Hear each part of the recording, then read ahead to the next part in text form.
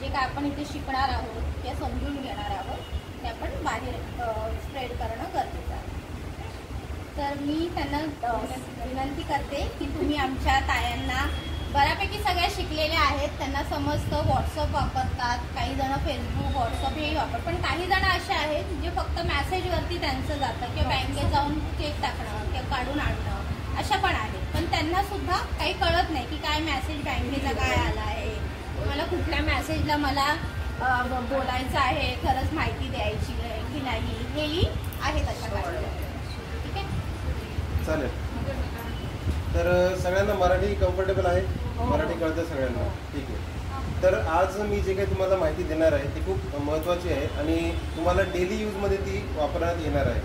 म्हणजे तुम्ही बऱ्याच वेळेस ऑनलाईन ट्रान्झॅक्शन करता, काही जण फेसबुक वापरता, काही जण इंस्टाग्राम वापरता, काही जण व्हॉट्सअप वापरता, बरेच जण जाऊन बँकेमध्ये चेक टाकता किंवा बँकेमध्ये तुम्हाला कॉल येतं की तुम्हाला KYC करायचं, तुम्ही बँकेमध्ये या, किंवा अमुक एका कंपनीमधून कॉल येतो की तुम्हाला तुमची KYC कंप्लीट करायची बाकी तर तुम्ही बँकेत या, किंवा तुम्हाला कुठल्या लिंकवरती क्लिक करा म्हणजे जेणेकरून तुमची KYC आम्ही कंप्लीट करू, किंवा असे काही फ्रॉड असतात जेणेकरून तुम्हाला म्हटलं जातं की तुम्हाला टास्क दिला जाईल. समजा तुम्ही यूट्यूबवरती जा, या चॅनलला सबस्क्राईब करा आणि त्याचा स्क्रीनशॉट पाठवा.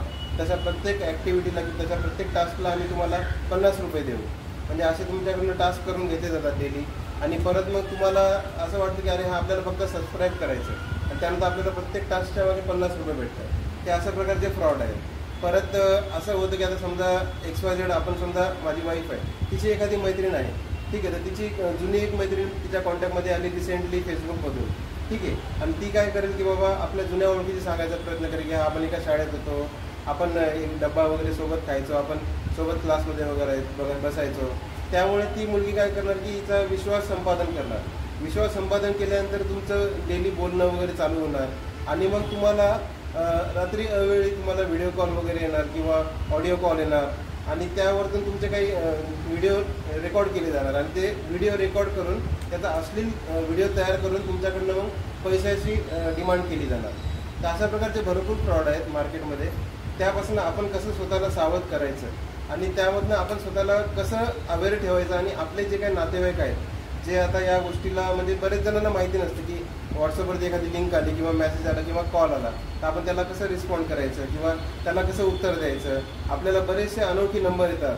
कधी कधी तर असं होतं की असं सांगण्यात येतं की मी तुमचा नातेवाईक बोलतोय आणि असं मी ठिकाणी ॲडमिट झालो, मला पैशाची गरज आहे आणि तुम्ही मला पैसे पाठवा अर्जंट. मग तुम्हाला एक लिंक दिली जाते, त्या लिंकवरती क्लिक करून पैसे पाठवा म्हणते. अजून एक फ्रॉड असा असतो UPI फ्रॉड म्हणतात त्याला. तुमचं तुम्ही GPay वगैरे गुगल पे वापरत असेल सर्वजण, राईट, फोनपे, गुगल पे, पेटीएम, त्या सगळ्या ॲपमध्ये तुम्हाला एक लिंक क्रिएट करून पाठवली जाते आणि तुम्हाला सांगितलं जातं की त्या लिंकवरती क्लिक करा आणि फक्त तुम्हाला जो OTP येईल तो आम्हाला सांगा. तसं तुम्ही सांगितलं तर तुमच्या अकाउंटमध्ये पैसे पूर्ण जाऊ शकतात. तर असे भरपूर फ्रॉड आहेत. मी तुम्हाला एक टप्प्यावेळेस सांगणार आहे आणि कोणाला कुठे अडचण आली तर तिथे विचारा, नाही तर मग पूर्ण जर संपल्यानंतर सुद्धा तुम्ही प्रश्न विचारू शकता. ठीक आहे, इथपर्यंत कळालं? कोणाला काही डाऊट? इथपर्यंत सिंपल आहे की जे तुम्ही मोबाईल वापरताय, कम्प्युटर वापरताय, त्याच्या रिलेटेड जे फ्रॉड आहेत त्याला आपण सायबर क्राईम फ्रॉड म्हणतो. आणि यामध्ये ते म्हणजे कमी शिकलेले किंवा त्यांना फक्त मोबाईल वापरता येतं अशा लोकांना ते टार्गेट करतात, हे सगळे अटॅकर.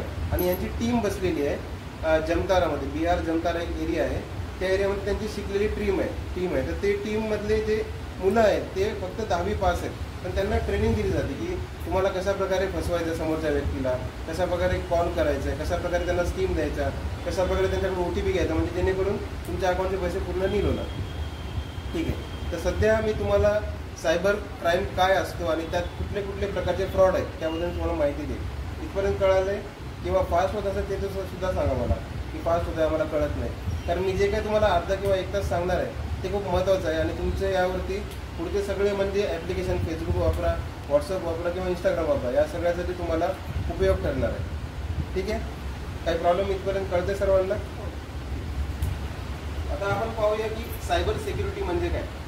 सायबर सिक्युरिटी म्हणजे इन शॉर्ट की बाबा जो कोणी अटॅकर किंवा गुन्हेगार तुम्हाला कम्प्युटर वापरून किंवा मोबाईल वापरून एखादा गुन्हा करत असेल किंवा तुम्हाला पैसे पाठवण्यासाठी प्रवृत्त करत असेल, या गुन्ह्याच्या प्रकाराला सायबर क्राईम किंवा सायबर सिक्युरिटी असं म्हटलं जातं. आता यामध्ये बरेच प्रकारचे फ्रॉड असतात. आता रिसेंटली मार्केटमध्ये एक फ्रॉड चालू आहे, त्याबद्दल तुम्हाला आयडिया देतो. तुम्हाला व्हॉट्सअपवरती एका अननोन नंबरवरनं मेसेज येणार आणि तुम्हाला सांगितलं जाणार की आमची अशी अमुक अमुक XYZ कंपनी आहे. तुम्हाला फक्त प्रत्येक यूट्यूब व्हिडिओला जाऊन लाईक करायचं आहे किंवा सबस्क्राईब करायचं आहे, त्याचा स्क्रीनशॉट काढायचा आणि आम्हाला परत पाठवायचा. आणि तुम्ही असे 3 टास्क केले, म्हणजे त्याला टास्क फ्रॉड असं म्हणतात मार्केटमध्ये. तर तुम्ही असे 3 टास्क केले तर तुम्हाला प्रत्येक टास्कसाठी 50-50 रुपये दिले जाणार, म्हणजे तुम्हाला 150 रुपये दिले जाणार. त्यासाठी मग तुम्ही 3 टास्क करता. 3 टास्क केल्यानंतर तुम्हाला तुमचे अकाउंट डिटेल्स मागितले जातात. तुमचं IFSC code, bank account number, UPI ID हे मागितले जाते आणि तुम्हाला 150 रुपये पाठवतात ते सुरुवातीला. नंतर परत मग ते एका वेगळ्या ग्रुपमध्ये तुम्हाला ॲड करतात. त्यानंतर जनरली तुमच्याकडे व्हॉट्सअप असतं, त्यानंतर तुम्हाला सांगतं की तुम्ही टेलिग्राम ॲप इन्स्टॉल करा. बरोबर, जसं तुमच्याकडे नंबर आला त्यांचा व्हॉट्सअपचा, त्यानंतर ते टेलिग्राम तुम्हाला इन्स्टॉल करायला लावतात. टेलिग्रामवरती खूप असे फेक नंबर्स आहेत की ज्याला आपण तुम्ही ट्रेस करू शकत नाही. म्हणजे तुम्हाला फक्त सांगतात की तुम्ही टास्क करा आणि तिकडे जाऊन इन्स्टॉल केल्यानंतर टेलिग्राम या नंबरवरती हाय पाठवा आणि स्क्रीनशॉट शेअर करा आणि तुम्हाला 150 रुपये देण्यात येतात. मग त्यानंतर त्यांची टास्क वाढत जातात. ते सुरुवातीला तुम्हाला जास्तीत जास्त 550 ते 600 रुपये देतील. त्यानंतर तुम्हाला सांगतील की प्रीपेड टास्क करायचे. प्रीपेड टास्क म्हणजे कसं, तुम्हाला 1000 रुपये इन्व्हेस्ट करायचे, तुम्हाला त्यातनं 1200 रुपये भेटणार. तुम्ही ठीक आहे, तुम्हाला वाटतं की अरे आता त्यांनी 450 किंवा 750 तुम्हाला दिले, तुम्हाला थोडा विश्वास बसायला जातो. अरे हां, आम्हाला त्यांनी पैसे दिले, मग आपण त्यांना देऊ, म्हणजे ते आपल्याला देतील. पण हे निव्वळ एक फ्रॉड आहे. त्यामधून फक्त तुमच्याकडनं पैसे घेतले जातात, तुमच्याकडनं तुमचा बँक अकाउंट डिटेल्स घेतले जातात, UPI ID घेतले जातं, परत ॲड्रेससुद्धा घेतलं जातं, पॅन कार्डसुद्धा घेतलं जातं. हे सगळं तुम्ही डिटेल्स देऊन बसता आणि तुम्हाला मग नाहक त्रास होतो त्यानंतर, की तुम्हाला ते कॉल करणार आणि काही शिवीगाळ करणार, तुम्हाला करावंच लागेल टास्क, नाही तर मग ते दिलेले पैसे परत करा, अशा प्रकारे तुम्हाला टॉर्चर करण्यात येणार. तर हा एक फ्रॉड आहे, त्याला म्हणतात टास्क फ्रॉड. म्हणजे याच्यावर जसं लिहिलं बघा, पैसे नाही देंगे आपको पैसे देंगे. म्हणजे तुम्हाला फक्त काय करायचं, त्यांच्या चॅनलला जाऊन सबस्क्राईब करायचं, स्क्रीनशॉट काढायचे, तुम्हाला 150 असे येत राहणार. मग त्यांना जेव्हा वाटतं की अरे हा लालची बनला किंवा याला आपण जाळ्यात अडकू शकतो, मग ते काय करणार की तुम्ही इन्व्हेस्ट करा 1000 रुपये, आम्ही तुम्हाला 1200 देऊ. तुम्ही ज्या वेळेला 1000 रुपये दिले त्यानंतर त्यांचा फोन बंद, तुम्ही त्यांना कॉन्टॅक्टही करू शकणार नाही, तुम्ही त्यांना काहीच म्हणजे पोहोचू शकणार नाही त्याच्याकडे. तुम्ही जर पोलीस स्टेशनला गेलं तर पोलीस तुम्हाला स्वतः म्हणतील की तुम्ही कशाला त्या फ्रॉडमध्ये अडकला. कारण असे जे आहेत चायनामध्ये हे त्यांचं पूर्ण रॅकेट चालतं.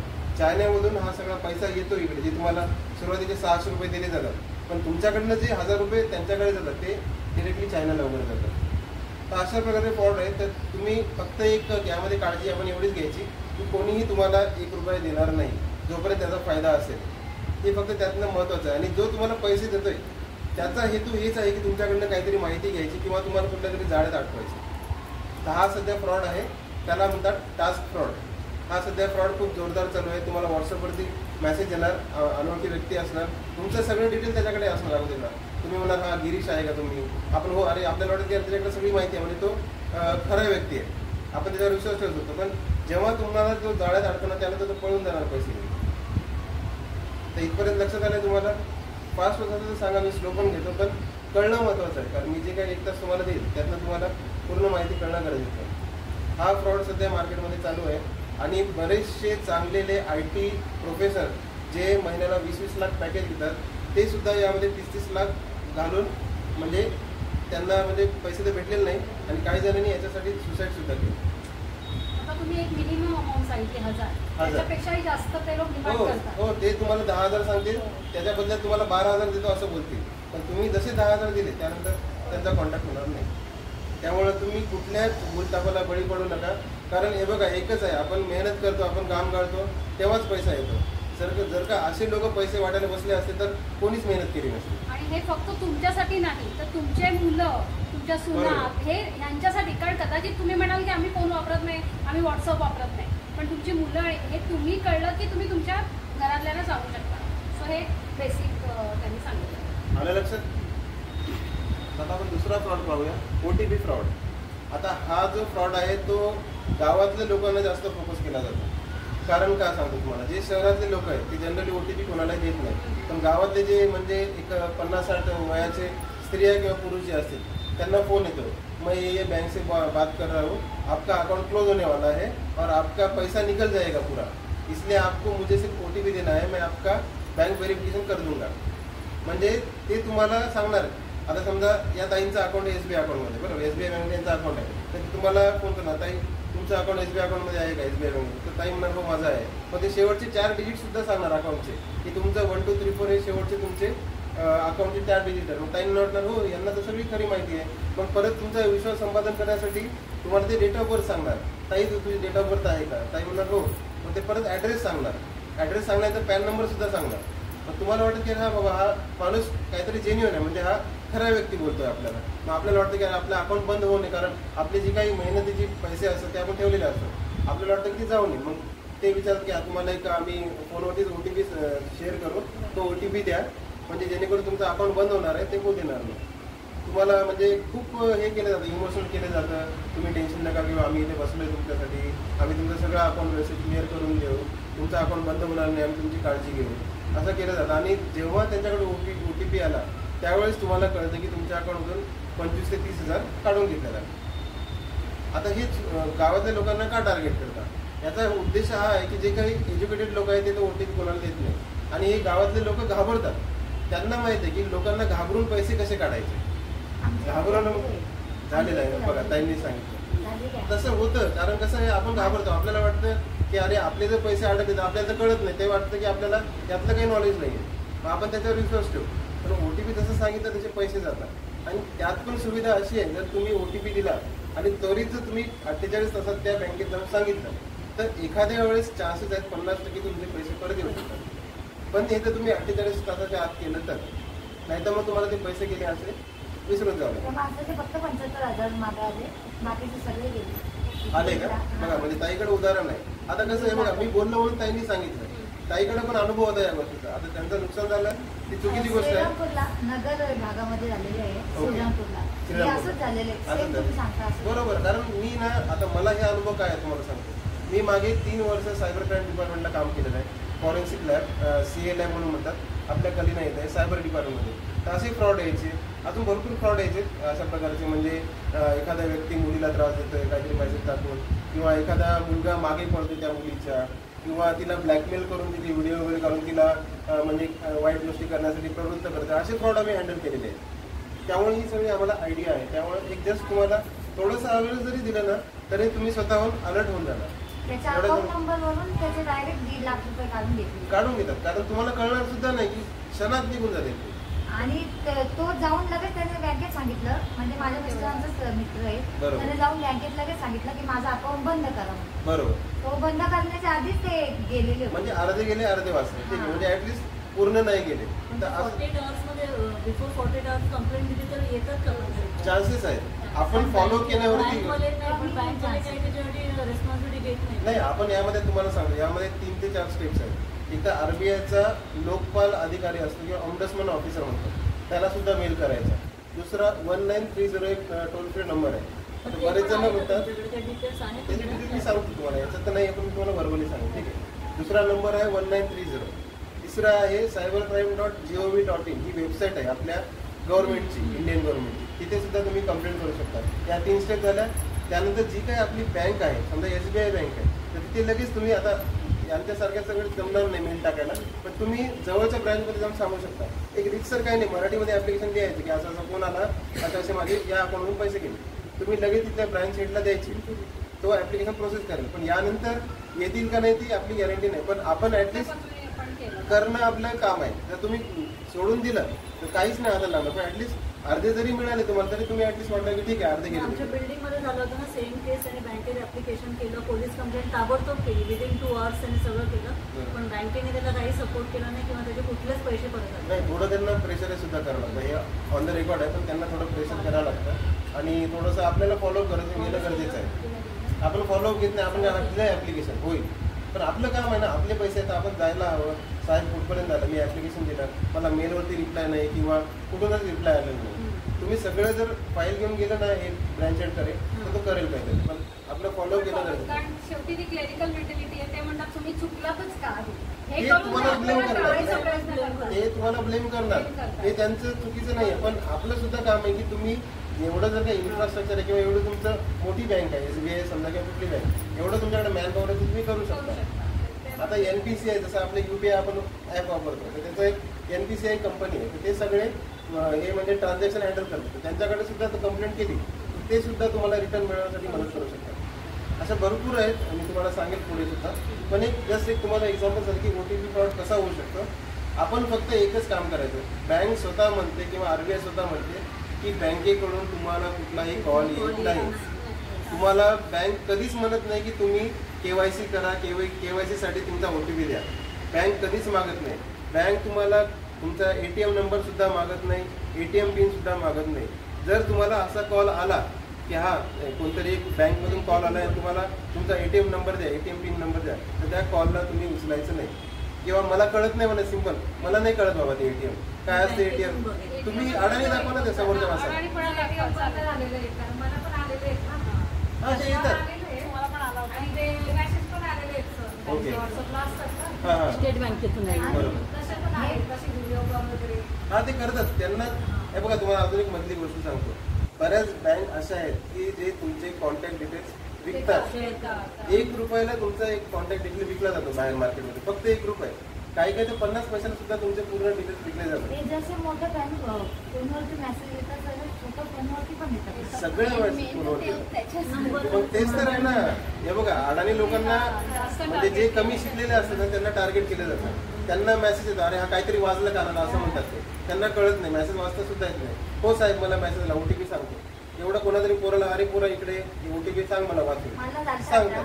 मी मग बँकेत जाऊन चौकशी केली, त्या मॅडम बोलल्या मी बोलवलं होतं म्हणून. नाही, तुम्ही त्यावेळेस तुम्हाला कॉल आला ना तर तुम्ही सांगायचं तुमचं पूर्ण नाव सांगा, तुमचा एम्प्लॉय ID सांगा.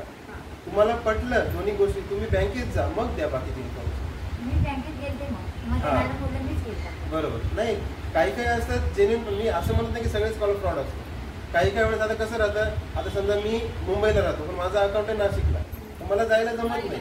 पण काही बँक चांगल्या असतात की तुम्हाला सांगा की तुम्ही या फोनवरती सांगा. जर तुम्ही त्या माणसाला पर्सनल ओळखत असाल किंवा त्याने स्वतःच्या नंबरवरून कॉल केला, समजा मी नाशिकला माझं एक अकाउंट आहे आणि मी त्या ब्रँचमध्ये नेहमी जातो आणि एक माझा तिथला ऑफिसर ओळखीत झाला, त्याच्या फोनवरून जर कॉल आला तर मी त्याला रिस्पॉन्ड करेल. किंवा त्याने जर ऑफिशियल मेल टाकला की बाबा तू असं असं मला माहिती प्रोव्हाइड कर, त्यावेळेस तुम्ही देऊ शकता. पण असं अनोळखी कोणी कॉल करतंय तुम्हाला आणि तुमचा विश्वास संपादन करण्यासाठी तुमचीच माहिती तुम्हाला परत सांगते, तर ही माहिती तुमची कशी बाहेर जाते तुम्हाला सांगितलं.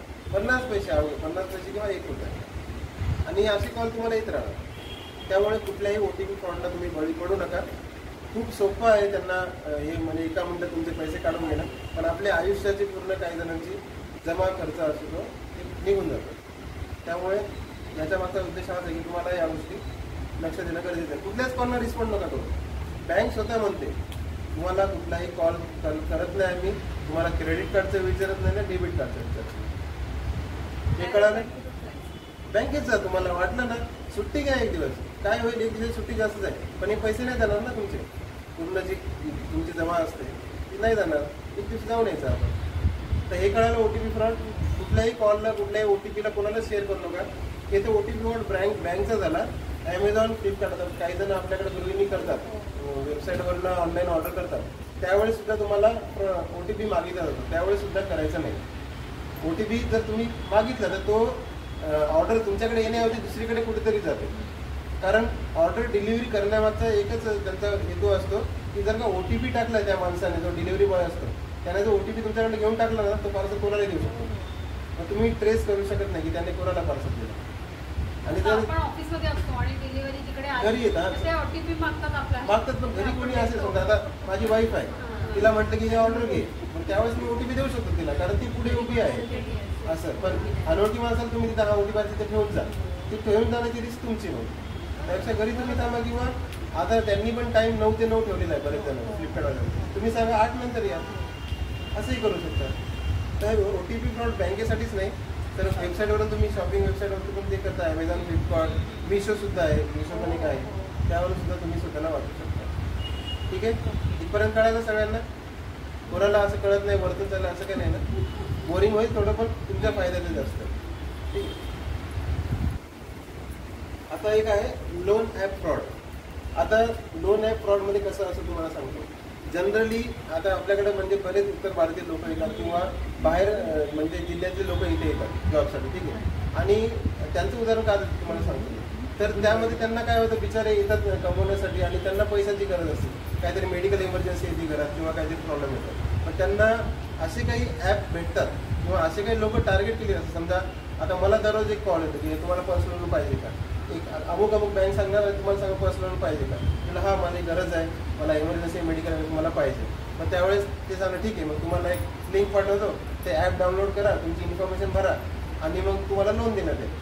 ॲप तुम्ही इन्स्टॉल करणार, तुम्हाला 2 लाख रुपये दिले जाणार आणि ज्यावेळेस तुम्ही सगळी माहिती फिलअप करणार तुमच्या अकाउंटला 2 लाख येणार, पण तुम्ही बाकीची माहिती वाचणार नाही. 2 लाख देताना त्यांचा मोठा फॉर्म असतो ऑनलाईन, त्यावेळेस तुम्ही ओके करून सबमिट करून टाकणार, पण त्यामध्ये लिहिलेलं असतं की तुम्हाला 10%, 20%, 30% तुमच्याकडनं आम्ही रिकव्हरी करू. हे तुम्ही वाचणार नाही. ठीक आहे, तुमचा मेडिकल खर्च झाला, तुमचं जे काही इमर्जन्सी होती ती प्रॉब्लेम सॉल्व्ह झाला, तुम्ही पैसे वापरले, आता वेळ येते रिटर्न देण्याची. तुम्ही जे काही 10% किंवा 20% तुम्हाला त्यांना सांगितलेलं असतं त्यावेळेस तुम्ही तेवढ्या टक्केवारीने तुम्ही रिटर्न करता. पण काही अडचण येते की आता या महिन्यात मला द्यायला जमले नाही किंवा 2 महिने मला जमलेच नाही द्यायला, काही अडचण आली परत, तर मग त्यावेळेस ते काय करतात, तुम्हाला फोन करतात, तुम्हाला त्रास देतात, तुम्हाला शिवीगाळ करतात की बाबा तुम्हाला घ्यायला काय झालं, तुमच्या ॲपमध्ये तुम्ही कशाला लोन घेतलं, मग आता तुमचा फोटो आला आहे माझ्याकडं. जेव्हा तुम्ही ते ॲप इन्स्टॉल करता ना त्यावेळेस तुमच्या सगळ्या फॅमिलीचे कॉन्टॅक्ट त्यांच्याकडे केलेले असतात. ॲप इन्स्टॉल केल्या आपण परमिशन देतो ॲपमध्ये. आता बरेच जण ॲप इन्स्टॉल करताना आलो असं परमिशन देतो, तुम्हाला फोटो व्हिडिओ ॲक्सेस करायचं का आलो करतो, कॉन्टॅक्ट ॲक्सेस करायचं का आलो करायचं. जनरली गुगल प्ले स्टोरचे जे ॲप आहे त्यांच्याकडे डाटा इन्क्रिप्टेड असतो, म्हणजे कोडिंगमध्ये सेव्ह होतो, पण जे लोन ॲप फ्रॉडवाले जे लोक असतात त्यांच्याकडे इन्क्रिप्टेडमध्ये सेव्ह होत नाही. मग तुमचा कॉन्टॅक्ट नंबर जातात, तुमचे पर्सनल फोटो जातात, तुमच्या गॅलरीमध्ये जे तुम्ही समजा घरी काही कार्यक्रम असेल त्यावेळेस काढलेले फोटो जातात. मग तुम्ही जसं लोन द्यायला टाळाटाळ करता, मग ते फोटो वापरून कुठल्या तरी घाण क्लिपवरती तुमचा फोटो वापरून लावतात आणि तो फोटो तुम्हाला पहिल्यांदा पाठवतात. हे बघा हा फोटो तुमच्याकडे आहे आणि तुमच्या सगळ्या फॅमिलीचे माझ्याकडे नंबर आहे, तुम्ही जर पैसे दिले नाही तर मी हे फोटो सगळ्यांना तुमच्या फॅमिलीमध्ये सर्क्युलेट करू, म्हणजे आत्या असो, मामा असो, काका असो, कारण तुम्ही परमिशन दिली त्यांना कॉन्टॅक्ट घ्यायची. ते सगळे कॉन्टॅक्ट त्यांच्याकडे येणार, मग तुम्हाला ब्लॅकमेल चालू करणार आणि असे व्हिडिओ मग ते टाकणार, हे करणार. कारण मजबूर आहे ना माणूस, आपण देऊ शकत नाही 2 महिने सुद्धा पैसे. मग ते 4-5 जण कॉल करणार, मग तुमच्या घरापर्यंत येणार ते लोक की कधी देणार आहे पैसे, काय देणार आहे पैसे. यामध्ये काय होतं, एक तर माणूस कोणाकडून तरी घेऊन देऊ शकतो, एक पॉसिबिलिटी आहे, आता दुसरी तो सुसाईड करतो. आणि या लोन ॲप फ्रॉडमध्ये 90% लोकांनी सुसाईड केली, आत्महत्या करतात. तर पुण्यामध्ये पण केसेस झाल्यात, मुंबईमध्ये पण केसेस झाल्यात, भरपूर ठिकाणी या केसेस झाल्यात आणि ह्याचं सुद्धा लिंक चीनसोबतच आहे. म्हणजे ते तुम्हाला पैसे देतात, पण एवढं एक्सप्रेशन किंवा एवढं तुम्हाला धमकी देणार, एवढं तुम्हाला शिवीगाळ देणार, एवढे तुमचे फोटो घेऊन लोकांना पाठवणार. कारण आपण शेवटी प्रत्येकाला इज्जत ही प्यारी असते. आपल्याला वाटतं की का बरं तुम्ही असं करताय, मग एकदा फोटो इकडे तिकडे पसरल्यानंतर आपण तोंड नाही दाखवू शकत, त्यावेळेस पर्याय लोकांना उरतो ते आत्महत्या. तर असं तुम्ही कुठल्याही बँककडून कुठल्याही अशा ॲपवरून लोन घेऊ नका, कुठल्याही तुम्ही इन्फॉर्मेशन स्वतःची देऊ नका. आधार कार्ड आजकाल खूप सोपं झालं आहे. आधार कार्ड तुम्ही काय करता, तुम्हाला सांगता तुमची चूक कुठे होते. तुम्ही जाता झेरॉक्सवाल्या माणसाकडे झेरॉक्स काढायला, त्यावेळेस काय होतं, एक झेरॉक्स व्यवस्थित येत नाही, ती खराब येते, मग त्याला म्हणते अरे दुसरी एक काढून दे, म्हणजे वेस्ट आहे ती तिथेच पडलेली, ती पडलेली इन्फॉर्मेशन तो विकतो. ठीक आहे बाबा, माझ्याकडे आज एवढे आधार कार्ड जमा झाले, तू घे, काय करायचं ते कर. त्यामुळे तुम्ही आधार कार्ड एक्स्ट्रा जरी खराब, मी पैसे देते त्याचे, मला रिटर्न दे, पण तुझ्याकडे नको ते. आधार कार्ड असो, पॅन कार्ड असो, इलेक्शन कार्ड असो, या सगळ्या गोष्टी तुम्ही कुठेच सोडायचे नाही. जर तुम्ही सोडल्या का तुम्हाला दुसऱ्या दिवशी कॉल यायला चालू झाले, तुम्हाला कॉलही येणार, तुम्हाला त्रासही देणार तेवढंच. त्यामुळे झेरॉक्सचं दुकान, आता बरेच जण, आता जसे आता आमच्यासारखे जनरेशनचे मुलं आहेत त्यांच्याकडे मोबाईलमध्ये सॉफ्ट कॉपी असते, आम्ही सॉफ्ट कॉपी लगेच सेंड करतो, म्हणजे PDF असते ती आम्ही सेंड करतो नेट कॅफेवाल्याला, त्याला म्हणतो प्रिंट काढून घे, तो प्रिंट काढतो, सेव्ह करतो त्याच्या ह्याच्यात. पण आपण काम काय करायचं, व्हॉट्सअपमध्ये ऑप्शन आहे की आपण प्रिंट केल्या डिलीट करू शकतो. 45 मिनिटात तुम्ही डिलीट करू शकता पाठवलेलं, ते डिलीट करून टाकायचं लगेच. पण त्याच्याकडे जरी सेव्ह झालं असेल, त्याला समोर म्हणायचं दादा ते डिलीट कर, माझ्यासमोरच डिलीट कर. तो करणार, का नाही करणार, कारण तो तुमचा डॉक्युमेंट आहे. तो करत असेल तर का नाही करत, तर पोलिसातून पोलिसामध्ये जाऊन तुम्ही कंप्लेंट करू शकता की हा माझा डॉक्युमेंट ठेवतो, मी दिलं माझ्या परमिशनने, मीच माझ्या परमिशन त्याला सांगतो की डिलीट कर. तर तो जर डिलीट करायचं तुम्ही पोलिसात जाऊ शकता. असे खूप कमी रेअर होतात, खूप कमी झेरॉक्सचे असे दुकान असतात की जे अशा प्रकारे फ्रॉड करतात. सगळेच नाही, पण आपलं काम आहे की आपण त्याची काळजी घेणं गरजेचं आहे. अलग लक्षात का झोपेती कोणाला. तर असं आहे, हे आहे लोन फ्रॉड. याच्यामध्ये खूप जणांचे जीव गेले, जे म्हणजे ज्यांचं अजून आयुष्य सुरू झालं नव्हतं 20-22 वर्षाचे जे मुलं मुली होते त्यांनी बिचाऱ्यांनी आत्महत्या केली याच्यामुळे. स्वतःच्या इज्जतीला फक्त एकदा बघू दे. हे करून. ठीक आहे. नाही अजून नाहीये ते बस नाही आवाज ते खेळतोय मस्त तसा. ठीक आहे. इथपर्यंत कळालं. Loan app fraud. आतापर्यंत आपण 2 फ्रॉड पाहिले, एक OTPचा फ्रॉड आणि लोन ॲपचा फ्रॉड. ठीक आहे.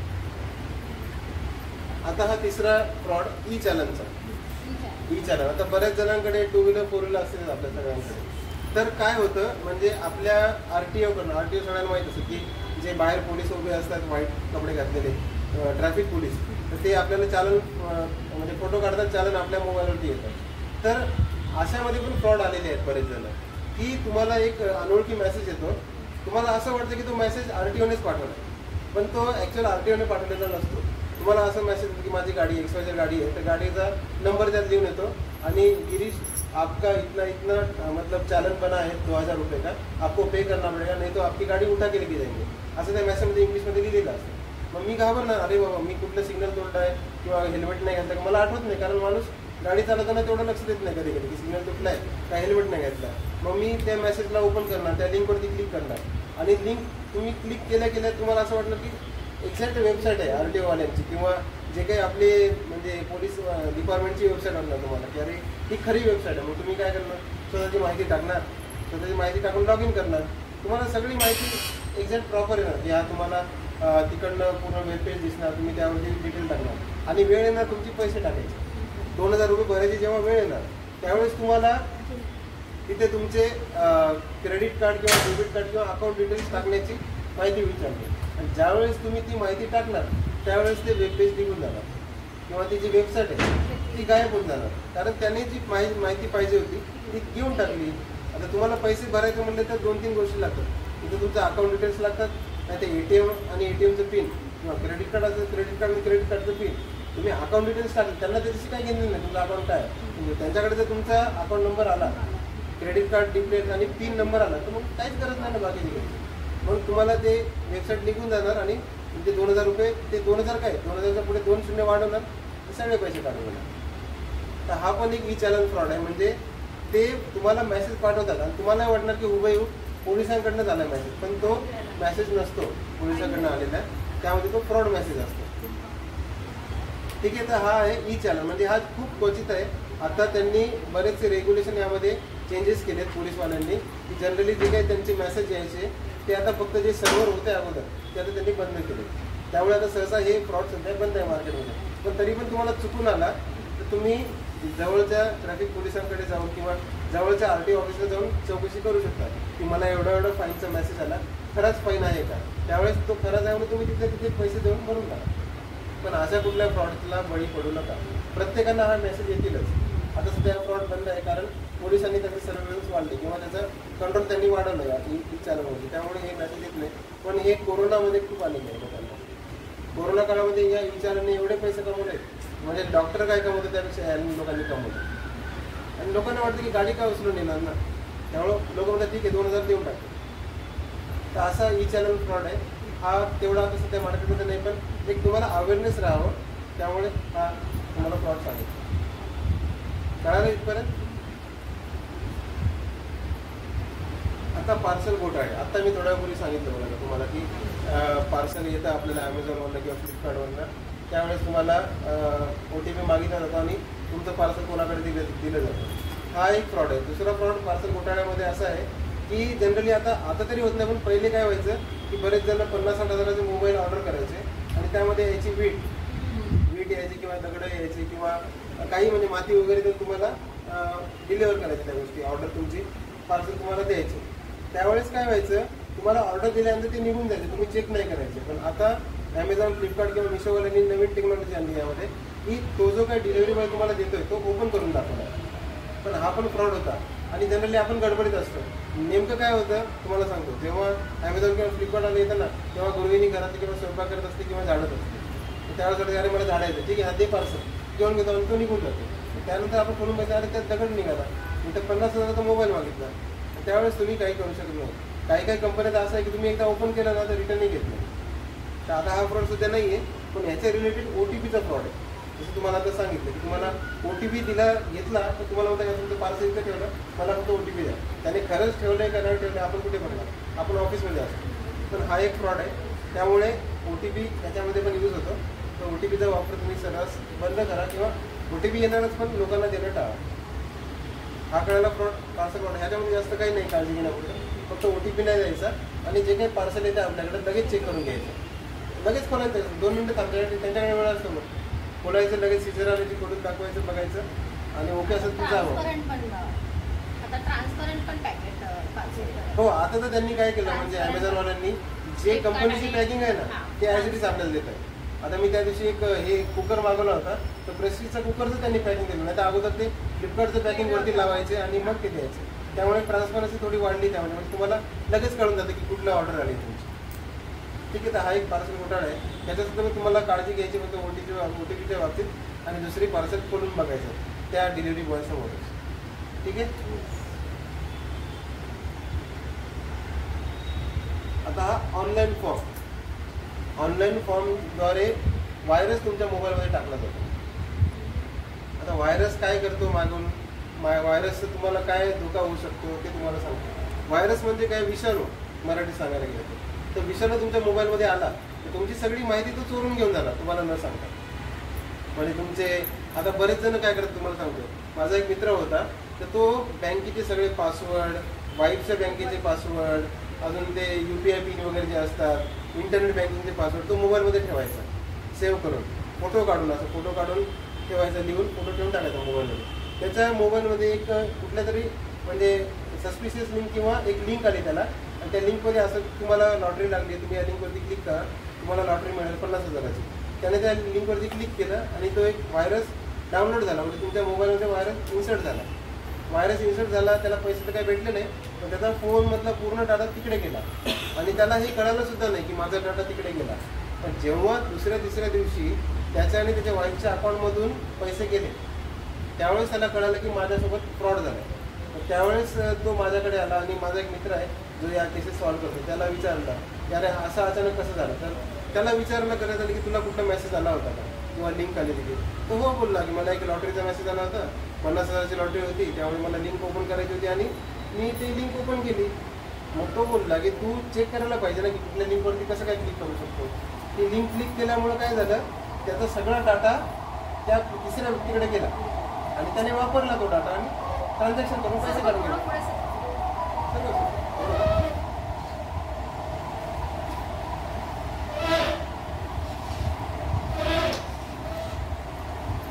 तर हा एक आहे ऑनलाईन लिंकचा फ्रॉड. ह्याला फिशिंग फ्रॉड सुद्धा म्हणतात.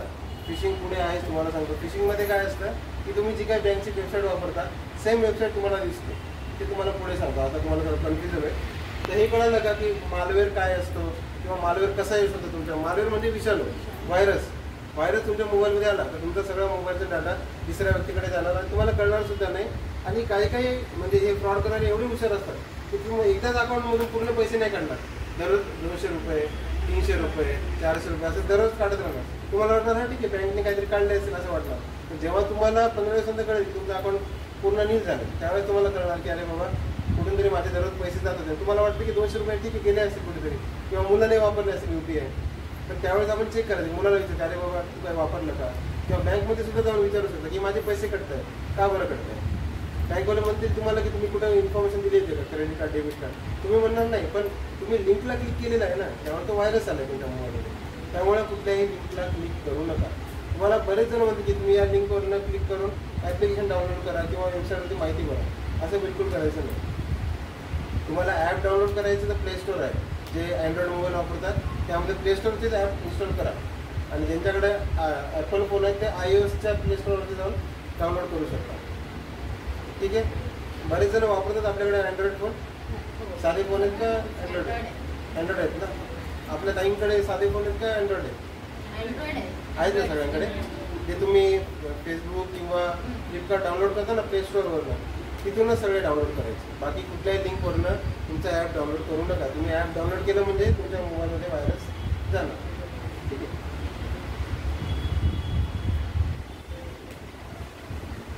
आता ऑनलाईन घोटाळ्याचे प्रकार कुठले आहेत तुम्हाला सांगतो. इथं तुम्हाला लॉटरी स्कॅम सांगितलं. बरोबर. आता दुसरं आहे ईमेल स्कॅम. जनरली ईमेल जे वापरतात त्यांना ईमेल स्कॅम होऊ शकतो. मागे जीमेलवरती मेल यायचे की तुम्हाला काहीतरी $2 लाख लॉटरी लागली आहे. हां, तर तो मेल यायचा आणि त्यामध्ये तुमची बेसिक डिटेल मागितली जायची. म्हणजे तुमचे अकाउंट डिटेल्स, पत्ता, पॅन कार्ड नंबर, आधार कार्ड नंबर, परत डेबिट कार्ड नंबर, हे सगळी माहिती मागितली जायची. आणि तुम्हाला म्हटलं जातं की एवढी जर तुम्हाला तुमचं जे लॉटरी लागली तुम्हाला जर मिळवायची असेल तर तुम्हाला 10,000 रुपये पाठवावं लागतील. म्हणजे तुमच्याकडनं पैसे घेणार अगोदर आणि तुम्हाला सांगणार की तुमची लॉटरी तुम्हाला भेटणार. मला सांगा, लॉटरीला तुम्हाला लागलेली आहे, तुम्हाला पैसे द्यायची काय गरज आहे ना. लॉटरी लागली तुम्हाला पैसे भेटायला पाहिजे, पण तुम्हाला ते माहिती मागवतात आणि पैसे सुद्धा मागवतात. तर हा पण एक फ्रॉड आहे. आता सध्या नाही आहे तेवढा चालू मार्केटमध्ये. नाहीतर जेव्हा म्हणजे 2017-18च्या वेळेस ज्यांनी जीमेल अकाउंट ओपन करायचे ना इनिशियली, म्हणजे सुरुवातीला, त्यांना प्रत्येकांना हे मेल यायचा की अमेझॉनने तुम्हाला 1.5 करोडची लॉटरी लागली आहे, तुम्हाला जर लॉटरी पाहिजे असेल तुम्ही ही माहिती द्या. बरेच जण म्हणतात तुम्हाला एक कार लागली आहे, तुम्हाला कार पाहिजे असेल तर तुम्ही हे फॉर्म भरा, माहिती द्या, तुम्हाला कार दुसऱ्या दिवशी घरी येईल. असं कोणी लकी नंबर लागला. हो, लकी नंबर लागला. म्हणजे आपण इथे मेहनत करतो तर आपण येणे ते लकी आपल्याला लॉटरी देणार आपल्याला. बरोबर ताईने बरोबर, लकी नंबर लागला असं थोडी लागतं ना ते. हां, जे म्हणजे वर्षानुवर्षी लॉटरीचे तिकीट विकत घेतात, एखाद्या वेळेस त्यांना लागतात 2-3 हजार रुपये, पण त्यासाठी ते 10,000 घातलेले असतात त्यांनी, तेव्हा कुठेतरी 2-3 हजार लागतात. ते वेगळं आहे. पण असं पण आहे, त्यामुळे तुम्ही काळजी घ्या, असे कुठलेच लॉटरी कोणाला भेटत नाही. हां, त्यामध्ये एक जॉब स्कॅम आहे. Job scam. आता तुमचे मुलं असतीलच समजा ज्यांनी 11वी-12वी झालेली आहे किंवा ग्रॅज्युएशन झालेले आहे. ग्रॅज्युएशन झाल्यानंतर काय वाटतं की आपल्याला पहिले नोकरी लागावी.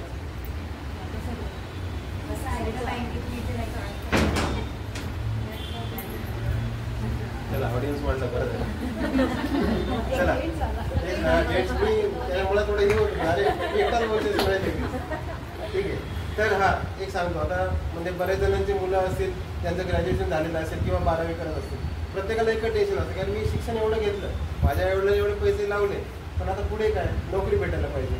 पण त्यावेळेस काय होतं, आता हे सुद्धा इन्फॉर्मेशन विकली जाते. जसं तुम्हाला सांगतो, जसे पोरांचे ग्रॅज्युएशन होतं त्या कॉलेजमधून माहिती सुद्धा विकली जाते की या पोरांचं ग्रॅज्युएशन झालं, याला जॉब नाही लागला, त्याला कॉल करा आणि पैसे उकळा. मग काय होईल, तुम्हाला एखादा कॉल आहे, तुम्हाला सांगेल की टाटा कंपनी आहे किंवा महिंद्रा कंपनी आहे, या कंपनीमध्ये तुम्हाला 4 लाखाचं पॅकेज भेटेल आणि तुम्हाला घरून गाडी वगैरे घ्यायला येईल, परत तुम्हाला सुरुवातीला 1 लाख रुपये देण्यात येईल आणि 4 वर्षांनंतर तुम्हाला लोन भेटेल त्या कंपनीकडे. असं बोलत होतं, आलेला ना. तुम्हाला पूर्ण सांगतो सिनारिओ. तर त्यामध्ये कसं होतं की तुम्हाला फोन केला जातो, तुम्हाला म्हणलं जातं की हा तुम्हाला जॉब पाहिजे, समोरचा गरज असतो की हा माझं शिक्षण झालं, कोणीतरी जॉब दिलं तर असं वाटतं की तो देव आपल्यासाठी, तो आपल्याला जॉब देतो म्हणून. तेव्हा आपण त्याला म्हणतो की आम्ही काय डिटेल्स सांगितलं, तो म्हणजे काही नाही, एक फॉर्म भरायचा, त्यासाठी तुम्हाला 10,000 रुपये भरायला लागतील. 10,000 रुपये भरले का मग तुम्हाला ऑफर लेटर येईल. ऑफर लेटर आलं की मग तुम्हाला जॉईनिंग 1 महिन्यानंतर करून देण्यात येईल. पण जसं तुम्ही तो फॉर्म भरता आणि 10,000 रुपये भरता, त्यानंतर त्यांचा बंद होतो, त्यांचा फोन लागत नाही. ज्या अकाउंटवर तुम्हाला ईमेल आला आहे ते ईमेल आय डी पण बंद होतं. तर यामध्ये कसं तुम्हाला फसवण्यात येतं, तुमची आधी मानसिकता ओळखली जाते की बाबा तुम्हाला जॉब पाहिजे का, असं इन्फॉर्मेशन बाहेर विकली जाते. तसं तुम्ही त्यांना इन्फॉर्मेशन दिला स्वतःची, हा माझा अमुक अकाउंट नंबर आहे, माझा ईमेल आय डी, हा माझा रिझ्यूम आहे, CV घ्या, तुमचा फॉर्म पाठवा, मी तुम्हाला पैसे पाठवतो. असे बरेच लोकांनी 10-10 हजार दिलेले आहे आणि त्यांना ना ऑफर लेटर आलेलं आहे, ना गाडी भेटलेली आहे, ना जॉब भेटलेला आहे. ते आत्ताही 10,000 रुपये देऊन फसलेले आहेत. पण अजूनही चांगले म्हणजे पोस्ट ग्रॅज्युएशन झालेले पोरं सुद्धा फसता यावर. माझा एक मुलगा आहे, माझा एक मित्र आहे, तो फॉरेनवरून आला होता इथे आणि त्याला जॉब पाहिजे होता. फॉरेनवरून आला, त्याला भेटला पाहिजे जॉब, पण त्याला गडबड होती मला जॉब पाहिजे तरी तो. पण त्याला कुठेतरी असं कोणतरी जाळ्यात फसवलं. त्याला म्हणे तुला या मल्टीनॅशनल कंपनीमध्ये जॉब देतो, तू 10,000 रुपये भर, तुला जॉब लागेल देतो. त्याने 10,000 रुपये भरले, सगळी माहिती वगैरे पाठवली आणि त्यानंतर मला फोन केला, अरे मला असं आलं होतं ऑफर, मी 10,000 रुपये भरले आणि माझे पैसे गेले, मी जाऊ का पोलिसात. ते पोलीसवाले तुला म्हणते की तू कशाला पैसे भरतो, ते एवढं शिकलेलं आहे, पोस्ट ग्रॅज्युएशन झालेलं आहे, ते म्हणतील तुझं काही होणार नाही, तुझं हे 10,000 रुपये भेटणार नाही. तुझे 10,000 रुपये पाहिजे असतील तर ते पोलीस म्हणतील तू आधी आम्हाला 50,000 रुपये दे, कारण आम्हाला ते इन्व्हेस्टिगेशनला तेवढा खर्च लागला. ही सत्यता आहे, कारण हे जे बसले ते कुठेतरी UP बिहारमध्ये बसलेलं आहे, तिथे जाईपर्यंत एवढा खर्च गव्हर्नमेंट देतं का त्यांना, नाही देणार. त्यामध्ये ठीक आहे, मग तुझे 10,000 काढून देतो, पण तुम्हाला आधी 50,000 दे, माझा जायचा यायचा खर्च, माझं तिथं राहायचा खर्च. तर असं आहे, तर कोणीही तुम्हाला जॉब देत नाही कुकरमध्ये, आणि जे जॉब देतात ना ते तुम्हाला पैसे मागत नाही. तुमच्याकडे स्किल्स आहेत ना, तुम्ही तुमच्या मुलाला एक सांगा 10,000 रुपये असे देण्यापेक्षा 10,000 रुपये एखादा कोर्स कर, म्हणजे तुमच्याकडे नॉलेज येईल ना तर त्या नॉलेजमध्ये जॉब भेटेल. पण असं कुठली म्हणजे कन्सल्टन्सी नाही किंवा कंपनी नाही की तुमचे पैसे घेऊन जॉब भेटेल. ज्यांच्याकडे स्किल आहे ना ते जॉब त्यांना स्वतःहून येतो, असे पैसे भरायची गरज नाही पडत. त्यामुळे हा पण एक फ्रॉड आहे. हा फ्रॉड अजूनही चालू आहे मार्केटमध्ये. जे म्हणजे गावाकडे मुलं असं समजा त्यांना बाहेरचं माहिती नसतं असतं, जास्त ग्रॅज्युएशन होतं, BSc वगैरे होतं, त्यांना घरचे प्रेशर आता बस झालं ना किती शिकतो, आता पैसे कमव वगैरे, आमचं जेवढी आहे पद्धती तुला शिकवलं म्हणतात, आता तू पैसे कमव, आम्हाला म्हणजे थोडं सांभाळ का असं. पण तो बिचारा परेशान होऊन कोणाकडे तर मित्राकडनं पैसे घेतो 10,000 आणि तिथे देतो. जेव्हा त्याचा नंबर लागत नाही त्यांनी पैसे घेतले त्यांच्याकडनं, तो परेशान होतो. तर हा पण एक फ्रॉड आहे, ऑनलाईन जॉब फ्रॉड मला असं म्हणतात. तर यामध्ये तुमच्याकडनं सगळी माहिती तुमची सगळ्यांकडे आहे, तुम्ही त्याचं टेन्शनच नका घेऊ तुमची माहिती कशी काय गेली. आज माझं सुद्धा सगळं बँक डिटेल्स सगळं एका माणसाकडे आहे, तो मला दररोज कॉल करेल. पण मी जे पिन आहे किंवा जो OTP आहे किंवा जो काही पॅन नंबर आहे तो मी सांगणार नाही त्याला पूर्ण. जर मी ज्या दिवशी त्याला ही सगळी माहिती सांगितली त्या दिवशी माझं सुद्धा अकाउंट खाली होईल. त्यामुळे तुम्ही फक्त एवढंच करा की तुमचा ATMचा पिन, तुमचं अकाउंटचं डिटेल्स आणि क्रेडिट कार्डचं पिन कोणाला सांगू नका. OTP दिला, पिन दिला की तुमचे पैसे रिकामे झाले. अकाउंटवर तुम्ही कुठेच क्लेम नाही करू शकत. त्यात पण बरेच जण हातात घेऊन जातात, रडत बसतात आता काय करू मी. त्यांना कळत नाही, अरे जा पोलीस स्टेशनला जा, वेबसाईटवरती जा, त्या बँकेमध्ये जाऊन कंप्लेंट करा. बरेच जण परेशान होतात आणि काही करत. त्यामुळे एकतर अशा गोष्टींना बळी पडू नका, आणि अशा गोष्टींना बळी पडला तर या वेबसाईट किंवा हे नंबर आहे तुम्ही यांना कॉल करून कंप्लेंट करू शकता. त्यात पण शाश्वती पूर्ण पैसे भेटतील का नाही त्याची गॅरंटी नाही, पण आपलं एक लक आहे की आपण ट्राय करणं आपलं गरजेचं आहे. ठीक आहे. हा फ्रॉड कळायला ऑनलाईन जॉब स्कॅमचा. ठीक आहे. हा मॅट्रिमोनी जॉब. मॅट्रिमोनी माहिती आहे का बऱ्याच जणांना, की बाबा म्हणजे लग्नाची जी वधूवर सूचक केंद्र, सगळ्यात सोप्या भाषेमध्ये. आजकाल मार्केटमध्ये एवढ्या वेबसाईट आहेत आणि एवढे ॲप्स आहेत, आणि तुम्हाला सांगतो बरेचसे चांगले सेलिब्रिटी सुद्धा त्या ॲपची ॲडव्हर्टाईज करतात. जसं पान मसाल्याची ॲडव्हर्टाईज करतात बरेचसे हिरो, तसे या मॅट्रिमोनी वेबसाईटची सुद्धा ते ॲडव्हर्टाईज करतात. सांगतात की हा आमच्याकडे 100% तुम्हाला जोडीदार मिळेल असं सांगतात, आणि पैसे घेतात आणि जोडीदारी गायब होतो आणि कंपनी गायब होतो. याच्यामध्ये कसं फसवण्यात येतं तुला सांगतो. आता समजा मला एखाद्या लोकांना लुटायचं समजा, तर मी काय करेल, माझ्या 4 मित्रांना जमा करेल, आणि त्यातला एक मित्र जो असेल तो ॲप तयार करेल किंवा वेबसाईट तयार करेल. त्याला म्हणत की अरे तू हे ॲप तयार कर, आपण 4 जणांची टीम आहे आणि 3-4 मुलींना हायर करू ज्या गोड बोलतील, आणि मग ॲपवरून माहिती येईल. ॲपवरून माहिती आली का मग त्या मुली असे 3 बसलेल्या असतात गोल्ड टेबलच्या बाजूला.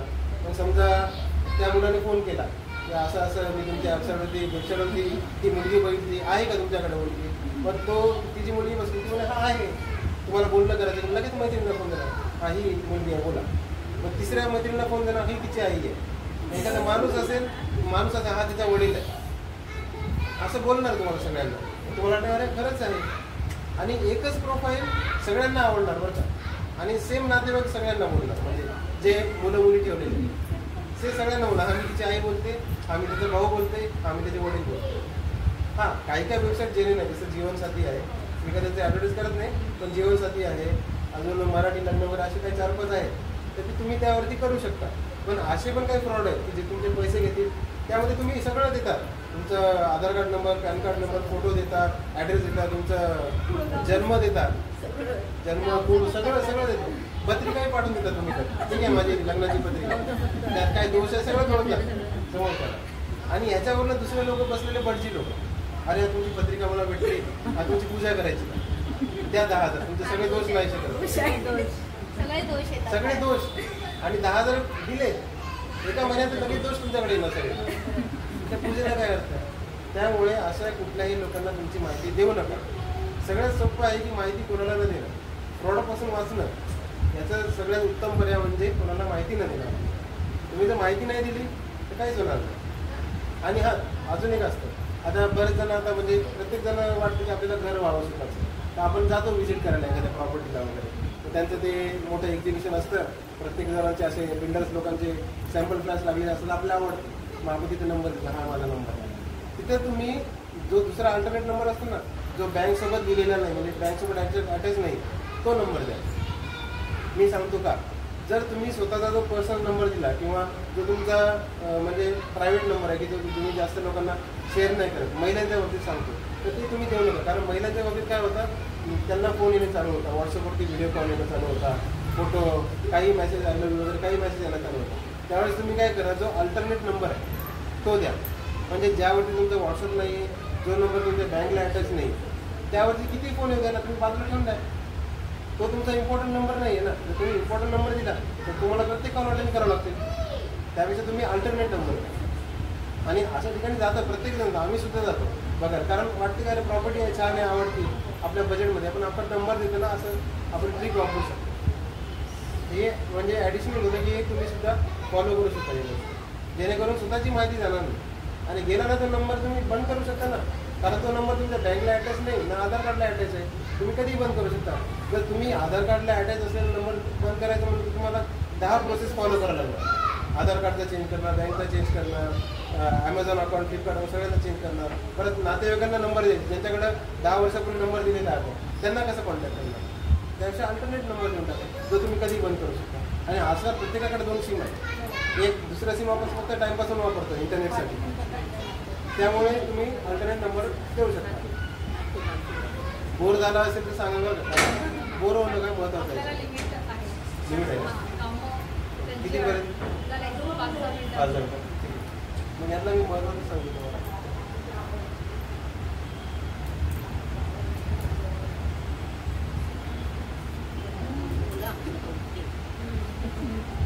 हां, महत्त्वाचं म्हणजे एक पासवर्ड एक आहे. पासवर्ड तुमचा जो असतो तो कधीही सिम्पल नाही ठेवायचा. आता जसं मी आहे तर मी माझी डेट ऑफ बर्थ ठेवून टाकतो, मोबाईलचा पासवर्ड. इंटरनेट बँकिंगला मी काय करतो, माझं नाव, वाईफचं नाव आणि डेट ऑफ बर्थ असं टाकून देतो. म्हणजे अटॅकर आहेत ना, ते सगळे कॉम्बिनेशन करत असतात. त्यामुळे तुम्ही जे काही पासवर्ड टाकता देवाचं ठेवायला हवं. देवाचं @2350 किंवा मोबाईल नंबर ठेवा जो तुम्ही वापरत नाही, किंवा मिस्टरचा डेट ऑफ बर्थ ठेवा.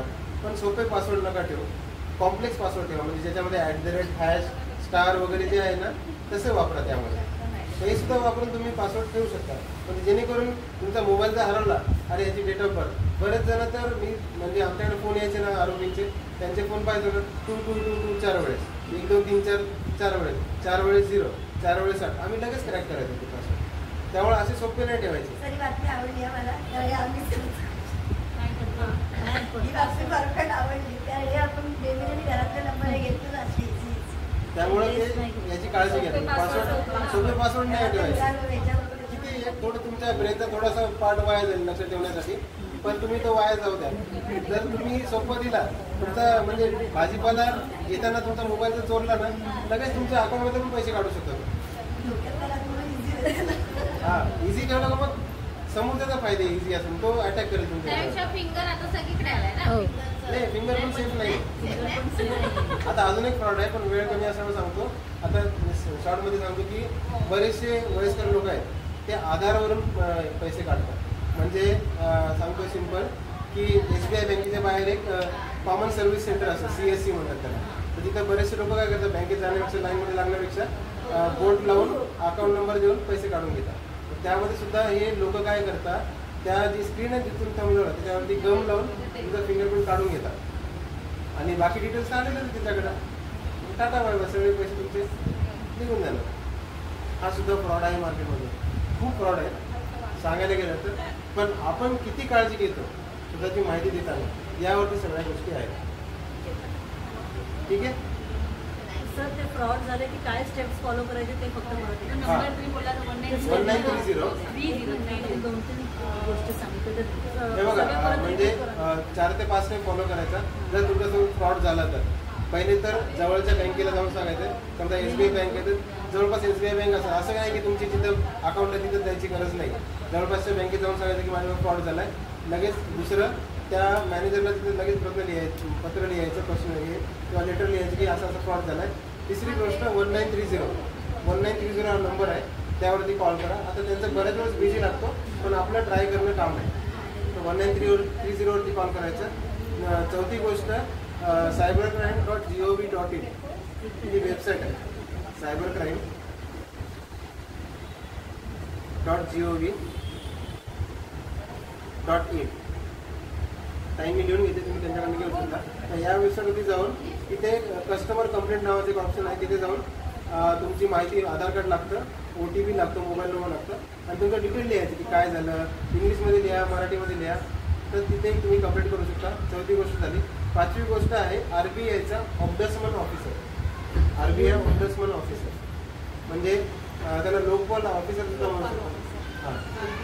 हां, RBIवरती म्हणजे RBIची एक वेबसाईट आहे, RBI कहता आहे असं, तिथे मोठं एक अमिताभ बच्चनचा फोटो आहे त्या वेबसाईटवरती.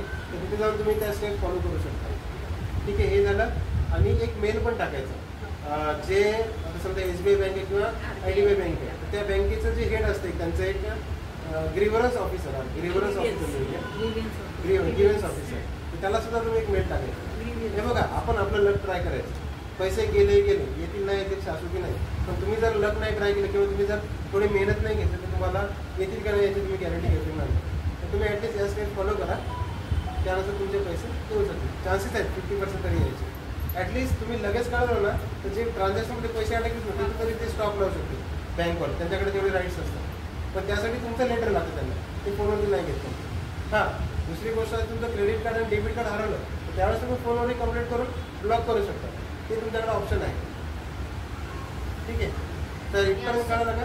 असं पण आहेत ना की बँकचेच मेसेज येतात, म्हणजे आता जसं आता क्रेडिट कार्ड हरवलंय किंवा काय हरवलं, आपण कॉल करतो, बँकवाले सांगतात तुम्ही लिंकवर सुद्धा क्लिक करून हे करू शकता. हां, काही असं बँकेचे पण मेसेज येतात आणि त्यावर पण लिंकवर क्लिक केलं त्यापेक्षा मी कस्टमर केअरला कॉल करून करा, ते बेटर आहे. SBIचे पण 1-2 वेळा मेसेज होते, पण ते ऍक्च्युअल SBI मधून नव्हते मेसेजेस. नाही, तेच ना, ते कसं असतं तुम्हाला सांगतो.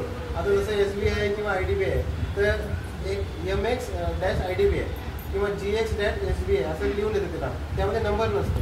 पण त्या लिंकवरती तुम्ही क्लिक केलं तर ते ऍक्च्युअल वेबसाईटला नाही जात. आता तुम्हाला सांगतो, केला तरी ते ऍक्च्युअल त्या SBIच्याच बँकेला फोन जातो असं पण नाही. हां, तुम्हाला एक सिंपल एक्झाम्पल सांगतो फिशिंग वेबसाईटचं. आता ICICI ती वेबसाईट आहे. हां, तर तुम्ही ICICI टाकलं पण ती वेबसाईट कधी कधी जेव्हा सर्च करतात त्यावेळेस 1C1 तर तुम्ही 1C1 लिहिलं किंवा ICICI लिहिलं तुम्हाला सेम दिसतं. तुम्हाला काय वाटतं ती ICICIच आहे. तर तुम्ही त्या वेबसाईटवरती जाऊन जर क्लिक केलं तर तुम्हाला वाटतं की ती सेम आहे, पण ती कुठेतरी फ्रॉड वेबसाईट आहे. त्यावेळेस तुम्ही माहिती देता ते फिशिंगचा स्कॅम असतो. म्हणजे याच्यामध्ये तुम्हाला वाटतं की सेमच आहे ती वेबसाईट, तर ती सेम नसते. त्यामुळे ते पण चेक करणं गरजेचं आहे. आणि शेवटचं एक म्हणजे तुम्ही कुठल्याही वेबसाईटला व्हिजिट करताय बँकेच्या, तर त्याच्यामध्ये सुरुवातीला HTTPS लिहून येतं. जी कुठली वेबसाईट असेल ना असं लिहून आलं HTTP फक्त तर नाही करायचं. HTTPS असेल ना तर ग्रीन असतं. तर या वेबसाईटवरती जाऊन तुम्ही ट्रान्झॅक्शन करू शकता. पण अशी जर असेल त्या वेबसाईटवरती तुम्ही कधीच माहिती देऊ नका. जर या वेबसाईटवर तुम्ही माहिती दिली तुमची सगळी माहिती कुठल्या तरी अटॅकरला जाणार, जो फ्रॉड करायला बसला आणि तुमचे पैसे अकाउंटचे निघून जाणार. ठीक आहे. आणि अजून एक ॲडिशनल म्हणजे आता बऱ्याच म्हणजे फॅमिलीमध्ये लहान मुलं असतात जे की मोबाईलशिवाय जेवण नाही.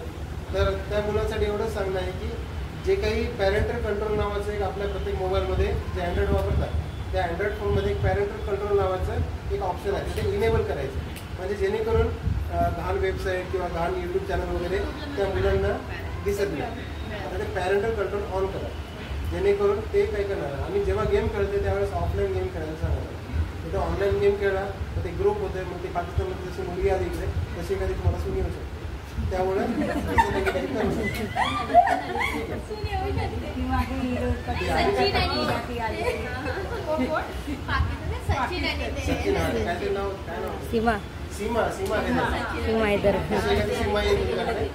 त्यामुळे सीमाला नका आणण्यासाठी तुम्ही गेम आणि गेम खेळूच नका. त्यांना आता तुम्ही विचार करा, आपण लहान असताना आपण ग्राउंडवरती जाऊन खेळायचो.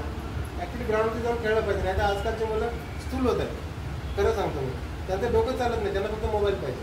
त्यापेक्षा गेम खेळू द्या जाऊन, रोडवरती खेळ, पडू नये, डोक्यात लागू नये, माती लागू नये, काय फरक नाही. मोबाईलवरती बसला, फॅट वाढलं तर मग आजार लगेच. आज हिचे 2-3 आता ही पण नर्सिंग फील्डमध्ये आहे, हिच्याकडे काही पेशंट असे होते की त्यांना न्यूबॉर्नमध्येच शुगर चालू झाली. विचार करा, म्हणजे त्याचं आयुष्य अजून त्याने काय पाहिलंच नाही. एक 8वी-9वीचा मुलगा आहे तो आपला इन्सुलिन घ्यायचा. 8-9 वर्षाचा 8वी-9वीचा मुलगा आहे तो स्वतः घ्यायचा आणि तो त्याचं आयुष्य अजून काय, शिक्षण हे त्याचं झालं नाही कम्प्लीट तरी त्याला शुगर लागते. हे सगळे कारण आता बाहेरचं पण दोष देऊ शकत नाही, प्रदूषण पण हायब्रिड जेवण पण झालेलं आहे, पण आपलं सुद्धा कर्तव्य आहे की थोडंसं आपण त्याच्याकडे लक्ष द्यावं, त्यांना खेळायला घेऊन जावं असं आहे. ठीक आहे, तर आज थोडंसं वेळ कमी असल्यामुळं परत एक गेलं वाटलं तर मी काय हरकत नाही, पण एवढं तुम्ही जे काही सांगितलं ते फॉलो करा गोष्टी, आणि जेणेकरून तुम्हाला फायदा होईल. आणि मला पण वाटलं की अरे मी काहीतरी माहिती सांगितलं सगळ्यांनी फॉलो केली, नाही तर मला फोन येईल, अहो सर त्या मॅडमनी OTP दिला झाला का. म्हणजे मला असं वाटतं की यार 1 तास मी गेला काहीच फायदा नाही, तर असं करू नका. आणि काही वाटलं तर मला फोन करू शकता किंवा ताईंना तुम्ही सांगा, ताई मला विचारतो. ठीक आहे, ताईंकडे माझा नंबर आहे, मॅडमकडे पण आहे, त्यावर फोन करा. ठीक आहे. आमच्या